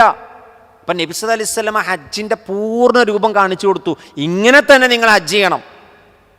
ഇങ്ങനെ ചെയ്തിട്ടില്ലെങ്കിൽ, അതാണ് കഴിഞ്ഞ ക്ലാസ്സിൽ നമ്മൾ പഠിച്ച ആയത്തിൽ അല്ലാഹ് പറഞ്ഞത്, നിങ്ങൾ അല്ലാഹനെ സൂക്ഷിക്കണം, തീർച്ചയായും അല്ലാഹു കഠിനമായി ശിക്ഷിക്കുന്നവനാണ്. അതിൻ്റെ അർത്ഥം ഹജ്ജ് മക്കക്കാർ ജാഹിലിയത്തിൽ ചെയ്തതുപോലെ തട്ടിപ്പ് ഹജ്ജ് ചെയ്യാൻ പറ്റൂല. ചെറിയ ചെറിയ രൂപത്തിൽ എന്തെങ്കിലുമൊക്കെ കാട്ടിക്കൂട്ടി ഹജ്ജ് നിർവഹിക്കാൻ കഴിയില്ല. ഹജ്ജ് പൂർത്തിയാക്കി ചെയ്യണം. അതിനാണ് നബി സല്ലല്ലാഹു അലൈഹി വസല്ലം നിയോഗിക്കപ്പെട്ടത്, അതിനാണ് ഖുർആൻ അവതരിക്കപ്പെട്ടത്, അതിനാണ് നിങ്ങൾക്ക് അല്ലാഹു ഹിദായത്ത് നൽകിയത്. നോക്കൂ, അതിനുശേഷം അല്ലാഹു സുബ്ഹാനഹു വ തആല പറയുന്നു സുമ്മ അഫീദു, പിന്നെ നിങ്ങൾ ഒഴുകൂ. അഫാലയുടെ അമ്രാണ് അഫീദു, നിങ്ങൾ ഒഴുകൂ. മിൻ ഹൈസു അഫാലന്നാസ്, ജനങ്ങൾ ഒഴുകുന്നിടത്ത് നിന്ന് നിങ്ങൾ ഒഴുകൂ. അപ്പോൾ അവിടെ സുമ്മ എന്ന വാക്ക് യഥാർത്ഥത്തിൽ മുസ്ദലിഫയിൽ വന്നതിന് ശേഷം നിങ്ങൾ അല്ലാഹനെ ഓർക്കണമെന്ന് പറഞ്ഞല്ലോ. മുസ്ദലിഫയിൽ എത്തിയപ്പോൾ അവിടെ മഗ്‌രിബ് ഇശായും കഴിഞ്ഞിട്ട് കൂട്ടത്തിൽ ഉറങ്ങിയ ആളുകളുണ്ടോയെന്നൊരു സംശയമുണ്ട്. ഇവിടെ മുസ്ദലിഫയിൽ എത്തി മഗ്‌രിബ് ഇശായും കഴിച്ചിട്ട് ഇവിടെ ഇരുന്ന് ഉറങ്ങിയ ആളുകളുണ്ടോയെന്ന് എനിക്ക് സംശയമുണ്ട്. അവിടെയാണ്, മുസ്ദലിഫയിലാണ് മഗ്‌രിബ് ഇശായും നിസ്കരിച്ചിട്ട് ഉറങ്ങി സുബഹിയൊക്കെ നിസ്കരിച്ചത് കേട്ടോ. ഇവിടെ ആരോ ഉറങ്ങുന്നുണ്ടെന്ന് തോന്നുന്നുണ്ട്. ഓക്കെ, ഇൻഷാ അല്ലാഹ്. അപ്പം നോക്കൂ, സ്വാഭാവികമാണ് ചില സന്ദർഭത്തിൽ നമ്മൾ ഇങ്ങനെ ഹജ്ജ് അങ്ങോട്ട് ദഹിക്കൂല. കാരണം ഉംറ തന്നെ ഞാൻ കഴിഞ്ഞ ക്ലാസ്സിൽ പറഞ്ഞ പോലെ അതിൻ്റെ അഹ്കാമുകൾ തന്നെ ടെൻഷൻ പിടിച്ച് എല്ലാം കഴിയണത് വരെ ഒരു സ്വസ്ഥത ഉണ്ടാവില്ല. അപ്പോൾ പിന്നെ നീണ്ടു നിൽക്കുന്ന ദിവസങ്ങളുള്ള ഹജ്ജിൻ്റെ കാര്യം പറയണ്ടല്ലോ. നോക്കൂ, അപ്പോൾ നമുക്ക് മുസ്ദലിഫയിൽ നമ്മൾ എത്തിയിരിക്കണത്. ഇതിന് ശേഷം അല്ലാഹ് പറയുന്നത് സുമ്മ, പിന്നീട്. ഈ സുമ്മ എന്ന പദത്തെപ്പറ്റി ഇബ്നു കസീർ റഹ്മത്തുള്ളാഹി അലൈഹി പറയുകയാണ്, അത് മുസ്ദലിഫക്ക് ശേഷം ചെയ്യണമെന്ന് പറഞ്ഞ സുമ്മയല്ല.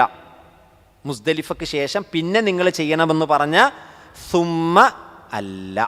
പിന്നെയോ അദ്ദേഹം പറയുന്നു സുമ്മ ഹാഹുനാ ലിഅത്ഫി ഖബരിൻ അലാ ഖബരിൻ വതർതീബിഹി അലൈഹി, നേരത്തെ പറഞ്ഞ കാര്യത്തിലേക്ക് ചേർത്തിക്കൊണ്ട് ഒരു കാര്യം കൂടി പറയുകയാണ് തർത്തീബിന് വേണ്ടി. അത് അമല് ചെയ്യാൻ വേണ്ടി പറഞ്ഞതല്ല.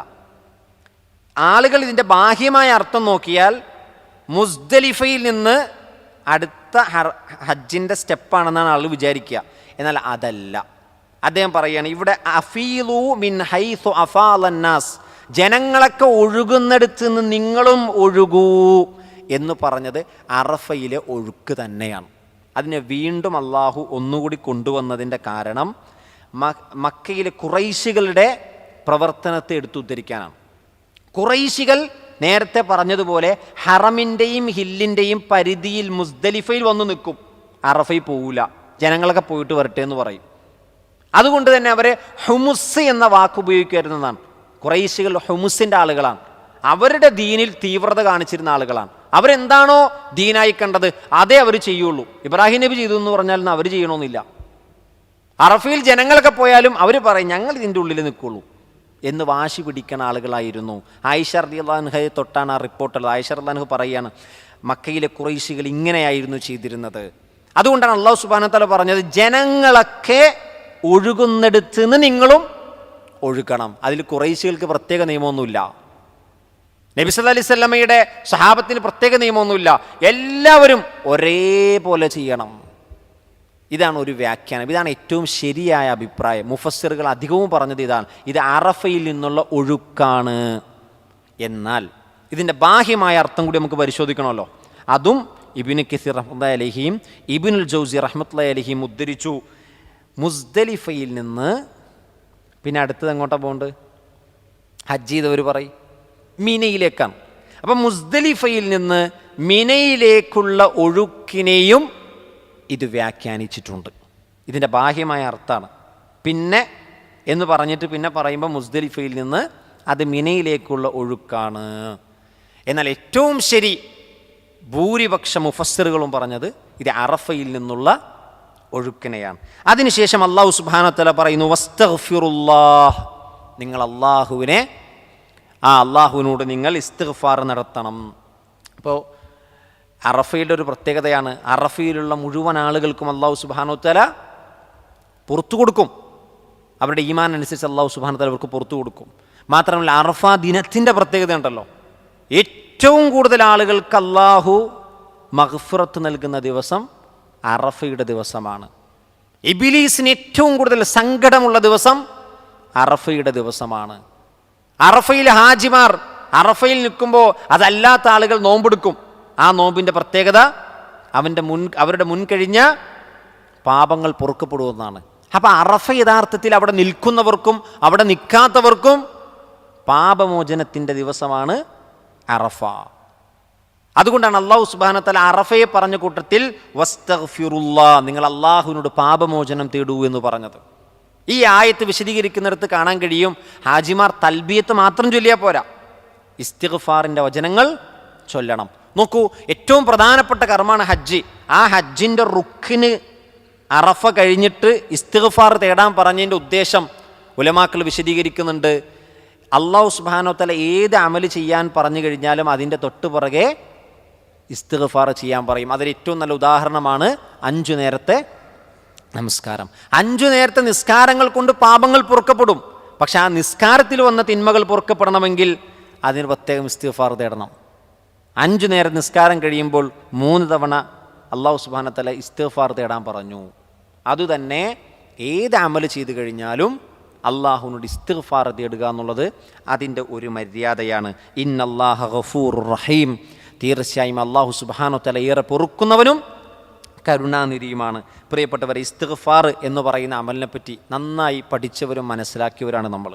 സയ്യിദുൽ ഇസ്തിഗ്ഫാർ രാവിലെ 1 തവണ ചൊല്ലിയാൽ വൈകുന്നേരം ആകുന്നതിന് മുമ്പ് ഒരാൾ മരണപ്പെട്ടാൽ അയാൾക്ക് സ്വർഗ്ഗുറപ്പാണ്. വൈകുന്നേരം ചൊല്ലി രാവിലെ പ്രഭാതമാകുന്നതിന് മുമ്പ് അയാൾ മരണപ്പെട്ടാൽ അയാൾക്ക് സ്വർഗ്ഗമുറപ്പാണ്. ഇസ്തിഗ്ഫാറുകൾ ഏറ്റവും ശ്രേഷ്ഠമായത് സയ്യിദുൽ ഇസ്തിഗ്ഫാറാണ്. അല്ലാഹുമ്മ അൻത റബ്ബി ലാ ഇലാഹ ഇല്ലാ അൻത ഖലഖ്തനി വഅന അബ്ദുക വഅന അലാ അഹ്ദിക വവഅദിക മസ്തതഅതു അഊദു ബിക മിൻ ശർരി മാ സനഅതു അബൂഉ ലക ബിനിഅമതിക അലയ്യ വഅബൂഉ ലക ബിദംബി ഫഗ്ഫിർ ലി ഫഇന്നഹു ലാ യഗ്ഫിറു ദുനൂബ ഇല്ലാ അൻത. മഹാനായ അബൂബക്കർ സിദ്ദീഖ് റളിയല്ലാഹു അൻഹുവിനെ റസൂലുള്ളാഹി സ്വല്ലല്ലാഹു അലൈഹി വസല്ലം പഠിപ്പിച്ചു കൊടുത്ത ഇസ്തിഗ്ഫാറിൻ്റെ ഒരു വാക്കുണ്ട്, അല്ലാഹുമ്മ ഇന്നി ളലംതു നഫ്സി ദുൽമൻ കസീറ വലാ യഗ്ഫിറു ദുനൂബ ഇല്ലാ അൻത ഫഗ്ഫിർ ലി മഗ്ഫിറത മിൻ ഇൻദിക വർഹംനി ഇന്നക അൻതൽ ഗഫൂറുർ റഹീം. അതിൻ്റെ നബി സല്ലല്ലാഹു അലൈഹി വസല്ലമ തശഹുദുവിൽ, അവസാനത്തെ തശഹുദുവിൽ ചൊല്ലിയിരുന്നതായി കാണാൻ കഴിയും. വലിയ പാപങ്ങൾ സംഭവിച്ചു പോയാൽ ആ പാപങ്ങൾ പൊറുക്കപ്പെടാൻ കഴിയുന്ന ഇസ്തിഗ്ഫാറിൻ്റെ വാചകൻ നബി സല്ലല്ലാഹു അലൈഹി വസല്ലം പഠിപ്പിച്ചു തന്നു. എത്രത്തോളം? യുദ്ധത്തിൽ നിന്നൊരാൾ പിന്തിരിഞ്ഞോടുക എന്നുള്ളത്, യുദ്ധം ചെയ്യാൻ പോയിട്ട് അതിൽ നിന്ന് പിറകോട്ട് പോവുക എന്നുള്ളത് 7 വൻപാപങ്ങളിൽപ്പെട്ടതാണ്. അതൊരാൾക്ക് സംഭവിച്ചാൽ പോലും പാപങ്ങൾ പുറത്തു കിട്ടാനുള്ള വഴിയുണ്ട്. അസ്തഗ്ഫിറുല്ലാഹല്ലദീ ലാ ഇലാഹ ഇല്ലാ ഹുവൽ ഹയ്യുൽ ഖയ്യൂം വഅതൂബു ഇലൈഹി എന്ന് 3 തവണ പറയലാണ്. അത് വൻ പാപങ്ങൾ പൊറുക്കപ്പെടുമെന്നാണ്. നബി സല്ലല്ലാഹു അലൈഹി വസല്ലമ ഒരു സഹാബി പ്രാർത്ഥിച്ചപ്പോൾ നബി പറഞ്ഞില്ലേ, നിനക്കല്ലാഹു പുറത്തു തന്നിരിക്കുന്നു, നിനക്കല്ലാഹു പുറത്തു തന്നിരിക്കുന്നു, നിനക്കല്ലാഹു പുറത്തു തന്നിരിക്കുന്നു. 3 തവണ പറഞ്ഞു. അല്ലാഹുമ്മ ഇന്നി അസ്അലുക ബി അന്നി അഷ്ഹദു അന്നക അൻതല്ലാഹ് ലാ ഇലാഹ ഇല്ലാ അൻത അൽ അഹദ് അസ്സമദ് അല്ലദീ ലം യലിദ് വലം യൂലദ് വലം യകുൽ ലഹു കുഫുവൻ അഹദ് അൻ തഗ്ഫിറ ലീ ദുനൂബി ഇന്നക അൻതൽ ഗഫൂറുർ റഹീം. ഈ അസ്മാഉൽ ഹുസ്ന, അള്ളാഹുവിൻ്റെ ഉന്നതമായ വിശേഷണങ്ങൾ ഉദ്ധരിച്ചുകൊണ്ടാണ് അള്ളാഹുവിനോട് ഇസ്തിഗ്ഫാർ തേടിയത്. നബി ശേഷം പറഞ്ഞു, 3 തവണ ആവർത്തിച്ച് നബി പറയാണ്, നിനക്കല്ലാഹു പുറത്തു തന്നിട്ടുണ്ട്, നിനക്കല്ലാഹു പുറത്തു തന്നിട്ടുണ്ട്, നിനക്കല്ലാഹു പുറത്തു തന്നിട്ടുണ്ട്. നോക്കൂ, എത്ര എത്ര ഇസ്തിഗ്ഫാറിൻ്റെ വാക്കുകൾ, വചനങ്ങൾ, കലിമത്തുകൾ നബി നമുക്ക് പഠിപ്പിച്ചു തരികയാണ്. സുജൂദിൽ കിടക്കുമ്പോൾ നബി ശേഷം പ്രാർത്ഥിച്ചു, അല്ലാഹുമ്മ ഗ്ഫിർ ലി ദംബി കുല്ലഹു ദിഖഹു വജില്ലഹു വഅവ്വലഹു വആഖിറഹു വഅലാനിയതഹു വസിറഹു.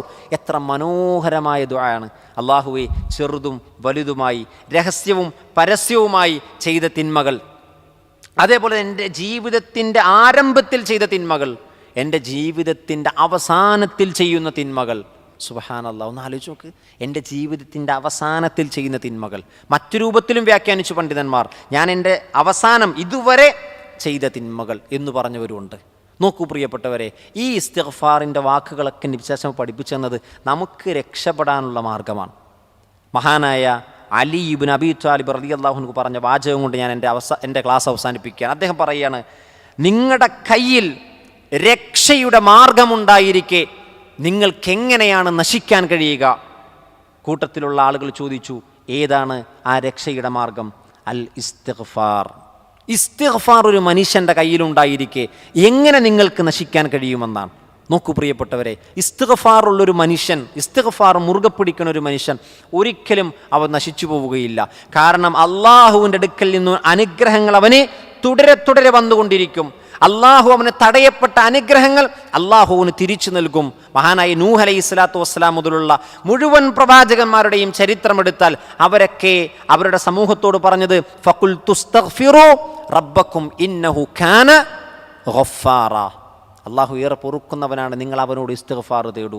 യുർസിലിസ് സമാ അലൈക്കും മിദ്റാറ. ആകാശത്ത് അടയപ്പെട്ട കവാടങ്ങൾ തുറന്ന് നിങ്ങൾക്ക് മഴ നൽകും. വയുംദിദുക്കും ബി അംവാലിൻ വബനീൻ വയജഅൽ ലക്കും ജന്നാത്ത് വയജഅൽ ലക്കും അൻഹാറ. നിങ്ങൾക്ക് സന്താനങ്ങൾ വേണോ, സമ്പത്ത് വേണോ, തോട്ടങ്ങൾ വേണോ, അരുവികൾ വേണോ, ഈ ദുനിയാവിലെ അസറ്റ്സ് നിങ്ങൾക്ക് വേണോ, നിങ്ങൾ ഇസ്തിഗ്ഫാർ തേടൂ. സുഹൃത്തുക്കളെ, ആലോചിച്ച് നോക്ക്, ദുനിയാവിലെ നന്മകൾ മുഴുവൻ നേടിയെടുക്കാനുള്ള ഒരായുധമാണ് ഇസ്തിഗ്ഫാർ. നാളെ പരലോകത്ത് രക്ഷപ്പെടാനുള്ള ഒരു വഴിയാണ് ഇസ്തിഗ്ഫാർ. അത് മുറുകെ പിടിക്കുക. അല്ലാഹു സുബ്ഹാനഹു വ തആല നമുക്ക് തൗഫീഖ് പ്രദാനം ചെയ്യുമാറാകട്ടെ. ജീവിതത്തിൽ നിരന്തരം അല്ലാഹുവിലേക്ക് ഇസ്തിഗ്ഫാറും തൗബയും ചെയ്യുന്ന വിശ്വാസികളിൽ അല്ലാഹു നമ്മെ ഉൾപ്പെടുത്തി അനുഗ്രഹിക്കുമാറാകട്ടെ. ജീവിതത്തിൽ വന്നുപോയ ചെറുതും വലുതുമായ മുഴുവൻ പാപങ്ങളും അല്ലാഹു സുബ്ഹാനഹു വ തആല നമുക്ക് പുറത്തു മാപ്പ് നൽകി അനുഗ്രഹിക്കുമാറാകട്ടെ. അല്ലാഹു നമ്മുടെ ഈ ഒരു ഇരുത്തം, ഈ ഒരു സമയം, ഈ ഒരു അധ്വാനം മീസാനിൽ കനം തൂങ്ങുന്ന നന്മയാക്കി അള്ളാഹു രേഖപ്പെടുത്തുമാറാകട്ടെ. അള്ളാഹുവിൻ്റെ ജന്നാത്തുൽ ഫിർദൗസിൽ ഇതുപോലെ ഒരുമിച്ചിരിക്കാൻ അള്ളാഹു നമ്മെ അനുഗ്രഹിക്കട്ടെ. വസല്ലല്ലാഹു വസല്ലമ വബാറക അല നബിയിന മുഹമ്മദ് വഅല ആലിഹി വസഹ്ബിഹി അജ്മഈൻ വൽഹംദുലില്ലാഹി റബ്ബിൽ ആലമീൻ. സുബ്ഹാനകല്ലാഹുമ്മ വബിഹംദിക് അഷ്ഹദു അൻ ലാ ഇലാഹ ഇല്ലാ അൻത അസ്തഗ്ഫിറുക വഅതൂബു ഇലൈക്. അസ്സലാമു അലൈക്കും വറഹ്മത്തുള്ളാഹി വബറകാതുഹു.